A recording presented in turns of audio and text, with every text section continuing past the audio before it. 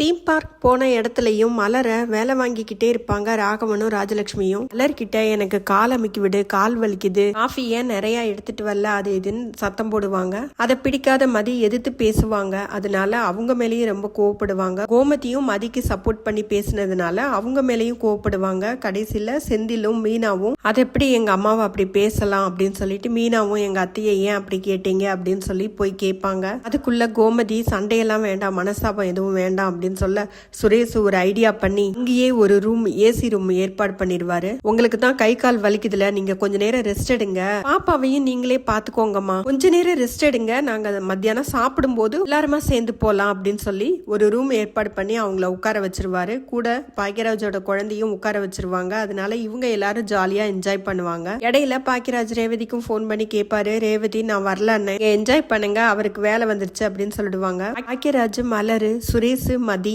மீனா, செந்தில்னு எல்லாருமே ஜோடியா என்ஜாய் பண்ணுவாங்க. ராஜிக்கு மட்டும் ஜோடி இருக்காது. ஏன் தான் இந்த ராஜி கதிரை பிரிச்சு வச்சாரோ டைரக்டர், எனக்கு கோவம் தாங்க வருது.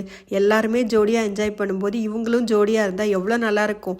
இப்பதான் சுரேஷும் மதியும் கொஞ்சம் ஒன்னா சேர்ந்து வராங்க. அங்க அந்த ராட்டினத்துல விளையாடுவாங்க எல்லாருமே ஜோடியா. ஆக்சுவலா அந்த ராட்டினத்துக்கு தான் நம்ம நன்றி சொல்லணும், ஏன்னா எல்லா ஜோடியும் சேர்த்து வச்சதுக்கு. எலியும் பூனையுமா இருக்கிற மீனா செந்தில் கூட இங்க ஜாலியா என்ஜாய் பண்ணுவாங்க. ராஜி செந்தில் கிட்ட கேட்பாங்க கதிரை பத்தி. கதிர் எங்கேயோ டிரைவிங் போயிருக்காப்ல அப்படின்னு சொல்லிட்டு சொல்லுவாரு. இல்லையே, கதிர் மாத்தி மாத்தி சொல்றானே, நீங்க சொல்றது நிஜம்தானா, கதிர் குன்னக்குடியில இருக்கிறாப்ல சொன்னாரு அப்படின்னு சொல்லி ராஜி கேட்பாங்க. ஏப்பா நான் எதுக்குப்பா போய் சொல்ல போறேன், அவன் எங்கேயோ கஸ்டமரோட டிரைவிங் போயிருக்கான்ப்பா. திருப்பி ராஜி கதிருக்கு போன் பண்ணுவாங்க. கதிர் நான் குன்னக்குடியில தான் இருக்கேங்கிற மாதிரி முதல்ல சொன்னதையே மெயின்டைன் பண்ணுவாரு. உனக்கு ஒண்ணு தெரியுமா, செந்தில் மாமா இங்கதான் இருக்காரு, அவர் தான் சொன்னாரு நீ குன்னக்குடியில இல்லன்னு சொல்லிட்டு.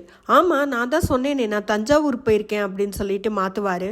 இல்ல நீ சென்னையில தான் இருக்க, இன்னைக்கு காலையில இளநீ கடையில நீ நின்னுக்கிட்டு இருந்ததை நான் பார்த்தேன் அப்படின்னு சொன்னதும் கதிருக்கு செம்ம ஷாக்கா இருக்கும். அதுக்கப்புறமும் நீ வேற யாரையாவது பாத்திருப்ப ராஜி, நான் இங்க தஞ்சாவூர் பக்கத்துல ஒரு கஸ்டமர் கூட வந்திருக்கேன் அப்படின்னு சொல்லிட்டு மழுப்புவாரு கதிரு. திருப்பி வேக வேகமா பேசிட்டு போனை வச்சிருவாரு. ராஜிக்கு இப்பவும் சந்தேகமா தான் இருக்கும். வீட்டுக்கு போனதும் கோமதி பாண்டியனுக்கு வழக்கம் போல போன் பண்ணுவாங்க. அப்பதான் கேட்க போறாங்க கதிர் எங்கன்னு. கதிர் சென்னையில இருக்கிற விஷயம் பாண்டியனுக்கு ஏற்கனவே தெரியும். பாண்டியன் கண்டிப்பா சென்னையில தான் கதிர் இருக்கிற சொல்ல போறாரு. நாளைக்கு எபிசோட்ல செந்தில், மீனா, ராஜி, கோமதி எல்லாருமே கிளம்பி கதிர் இருக்கிற இடத்த கண்டுபிடிச்சு போயிடுவாங்க. செந்திலும் கூட இருக்கிறதுனால கதிருக்கு போன் பண்ணிட்டு ஈஸியா கதிர் இருக்கிற இடத்துக்கு போயிடுவாங்க. முத்துவேலுக்கு உடம்புக்கு முடியாத விஷயம் இவங்க எல்லாருக்குமே தெரிஞ்சு போயிடும். எல்லாருமே சேர்ந்து ஹாஸ்பிட்டல்ல இருந்து முத்துவேலுக்கு சர்ஜரி முடிஞ்சதும் மொத்தமா ஊருக்கு கிளம்புவாங்க. ஏற்கனவே நான் 11ஆம் தேதி போட்ட வீடியோல நடக்க போறத சொல்லியிருக்கேன், அதுல போய் பாருங்க.